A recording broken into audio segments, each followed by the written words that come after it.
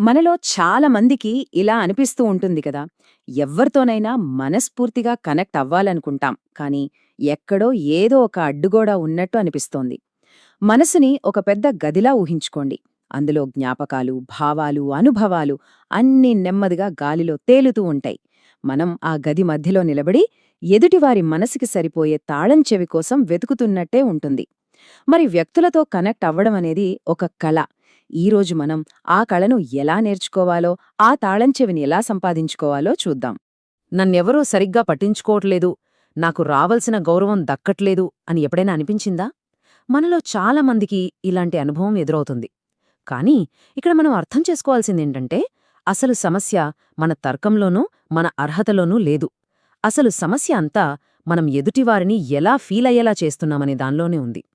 ఈ ఒక్క ప్రాథమిక సత్యాన్ని అర్థం చేసుకోవడమే మన ప్రయాణంలో మొదటి అతి ముఖ్యమైన అడుగు.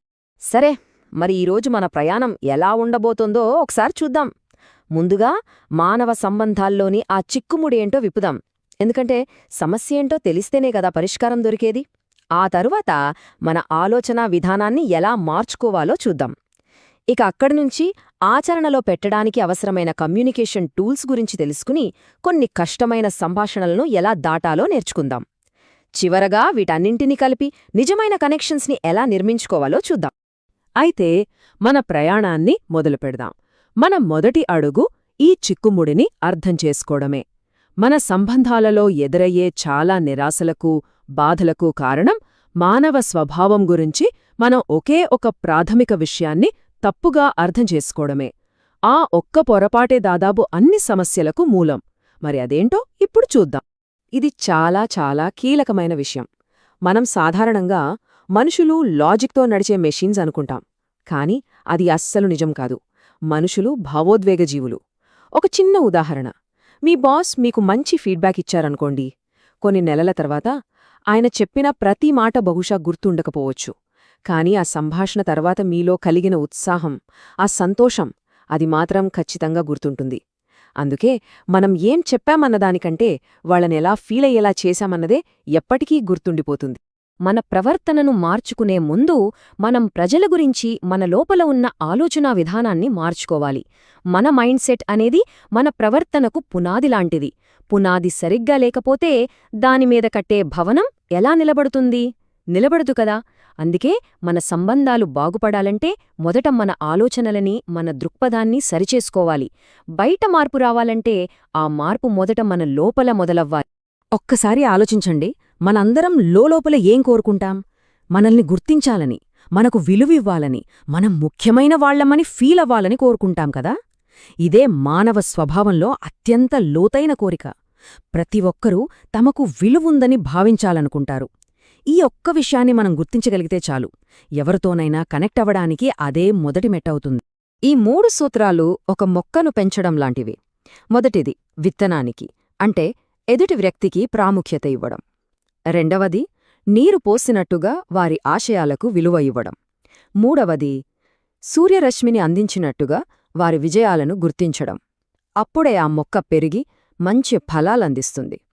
సింపుల్గా చెప్పాలంటే ఈ సూత్రాలు మన ఫోకస్ని మనమీద నుండి తీసి ఎదుటి వ్యక్తి మీదకు మళ్లిస్తాయి. ఇది చాలా శక్తివంతమైన ఆలోచన. ఒక పిల్లాడ్ని నువ్వు చాలా తెలివైనవాడివి అని పదే పదే అంటే వాడు తెలివిగా ఉండడానికే ప్రయత్నిస్తాడు. అదే సూత్రం పెద్దలకు కూడా వర్తిస్తుంది. మన ప్రవర్తన అనేది ఎదుటివారికి ఒక అద్దం లాంటిది. మనం వాళ్లలో మంచిని చూసి వాళ్లను గౌరవిస్తే వాళ్ళు ఆ మంచిని నిలబెట్టుకోవడానికి ప్రయత్నిస్తారు. మనం వారిని ఎలా చూస్తామో వాళ్ళు నెమ్మదిగా అలాగే మారడం మొదలుపెడతారు. సరే, ఇప్పటిదాకా మనం సరైన ఆలోచనా విధానం గురించి తెలుసుకున్నాం. ఇప్పుడు అసలైన మ్యాజిక్ మొదలవుతుంది. మన ఆలోచనలను మాటలుగా, చేతులుగా ఎలా మార్చాలి, ఆచరణలో పెట్టడానికి అవసరమైన ఆ కమ్యూనికేషన్ సాధనాల గురించి ఇప్పుడు వివరంగా తెలుసుకుందాం. యాక్టివ్ లిజనింగ్ ఇది అత్యంత శక్తివంతమైన కమ్యూనికేషన్ నైపుణ్యం. కానీ చాలామంది దీన్ని తక్కువ అంచనా వేస్తారు. ఎప్పుడైనా గమనించారా? చాలా సంభాషణల్లో అవతలి వాళ్లు మాట్లాడటం ముగించక ముందే మనం ఏం సమాధానం చెప్పాలా అని ఆలోచిస్తుంటాం. కానీ యాక్టివ్ లిజనింగ్ అంటే అది కాదు. అర్థం చేసుకోవాలనే ఉద్దేశ్యంతో వినడం. అప్పుడే అసలైన కనెక్షన్ మొదలవుతుంది. శ్రద్ధగా వినడమంటే కేవలం నిశ్శబ్దంగా ఉండటం కాదు, ఎదుటివారికి పూర్తి గౌరవం ఇవ్వడం. వాళ్లు చెప్పేది మొత్తం పూర్తయ్యేదాకా ఓపికగా వినడం. వాళ్ళు చెప్పింది విన్నాక ఓహో మీరలా ఎందుకు ఫీల్ అవుతున్నారో నేను అర్థం చేసుకోగలను అని చెప్పడం. ఇలా చేసినప్పుడు వాళ్ళు ఎంతో విలువైనవారిగా, సురక్షితంగా ఫీలవుతారు. నమ్మకానికి ఇదే బలమైన పునాది. మనందరికీ ఎదురయ్యే ఒక పెద్ద సవాలిది కదా, ఎదుటివారి అహంకారాన్ని దెబ్బతీయకుండా, సంబంధాన్ని పాడుచేయకుండా వాళ్లకు ఏదైనా ఎలా చెప్పాలి, వాళ్ళని ఎలా సరిదిద్దాలి? ఇది చాలా సున్నితమైన విషయం. ఈ రెండింటి మధ్య తేడా చాలా స్పష్టంగా ఉందిగదూ. తమపై దాడి జరుగుతోందని లేదా తమను కించపరుస్తున్నారని భావించినప్పుడు ఎవ్వరూ మారడానికి ఇష్టపడరు. కాని వాళ్ళు సురక్షితంగా, ఉత్తేజంగా భావించినప్పుడు మాత్రమే మెరుగుపడటానికి సిద్ధంగా ఉంటారు. గుర్తుంచుకోండి, విమర్శతో ఎవ్వరూ మారరు. ప్రేమతో, గౌరవంతోనే మార్పు సాధ్యం. సరే, ఇప్పుడు మరికొంచెం లోతైన విషయాల్లోకి వెళ్దాం. కోపం, అసమ్మతి ఇలాంటి తీవ్రమైన భావోద్వేగాలతో కూడిన పరిస్థితులలో ఎలా ఎదుర్కోవాలి? ఒక గొడవని కూడా బంధాన్ని బలపరిచే అవకాశంగా ఎలా మార్చుకోవాలో ఇప్పుడు చూద్దాం. ఇది నిజం కదా, ఒకరిని కించపరచడం అంటే వాళ్లని నీళ్లలోకి తోసి ఈదమని చెప్పడం లాంటిది. అదే వాళ్లకు సహాయం చెయ్యాలంటే వాళ్లని నీళ్లలోంచి బయటకు లాగాలి, అంతేకాని తోయకూడదు. ఏదైనా కష్టమైన సంభాషణలో మన లక్ష్యం ఎదుటి వ్యక్తిని ఓడించి గెలవడం కాదు, పరస్పర అవగాహనతో ఇద్దరూ కలిసి ముందుకు సాగడం. కోపంగా ఉన్న వ్యక్తితో వ్యవహరించడానికి ఇది ఒక ప్రాక్టికల్ గైడ్. కోపమనేది తరచుగా తమ మాట ఎవరూ వినడం లేదనో లేదా తమను అగౌరవపరిచారనో చెప్పే ఒక సిగ్నల్. వాళ్ల ఆవేశాన్ని ఖండించకుండా ముందు వాళ్ల ఫీలింగ్ని యాక్సెప్ట్ చేస్తే చాలు, పరిస్థితి సగం అదుపులోకి వస్తుంది. వాళ్లు శాంతించాక అసలు సమస్య గురించి మాట్లాడవచ్చు. విమర్శలను హుందాగా స్వీకరించడం ఒక కళ. ప్రతి విమర్శకు స్పందించి మన శక్తిని వృధా చేసుకోవలసిన అవసరం లేదు. కొన్నిసార్లు ఒక చిరునవ్వు లేదా నిశ్శబ్దమే ఉత్తమ సమాధానం. మన పనితోనే సమాధానం చెప్పాలి. మన అంతర్గత శాంతిని కాపాడుకుంటూ నిజమైన ఫీడ్బ్యాకు ఓపెన్గా ఉండటం చాలా ముఖ్యం. ఇప్పుడు మనం దాదాపు ముగింపుకొచ్చేశాం. ఇప్పటివరకు మనం చర్చించుకున్న అన్ని విషయాలను కలిపి మానవ సంబంధాలలో అత్యంత ముఖ్యమైన ఒకే ఒక్క సూత్రాన్ని ఇప్పుడు తెలుసుకోబోతున్నాం. ఇదే అన్నింటికన్నా కీలకమైనది. ఇతరులపై ప్రభావం చూపడమంటే మన దగ్గర గొప్ప లాజిక్ ఉండటం కాదు, స్థిరమైన గౌరవం, శ్రద్ధ మరియు అంగీకారం ద్వారా వాళ్ల నమ్మకాన్ని గెలుచుకోవటం. ఎందుకంటే నమ్మకం లేనప్పుడు మనం చెప్పే మాటలు ఎంత గొప్పగా ఉన్నా అవి కేవలం గాలిలో కలిసిపోయే శబ్దాలుగా మిగిలిపోతాయి.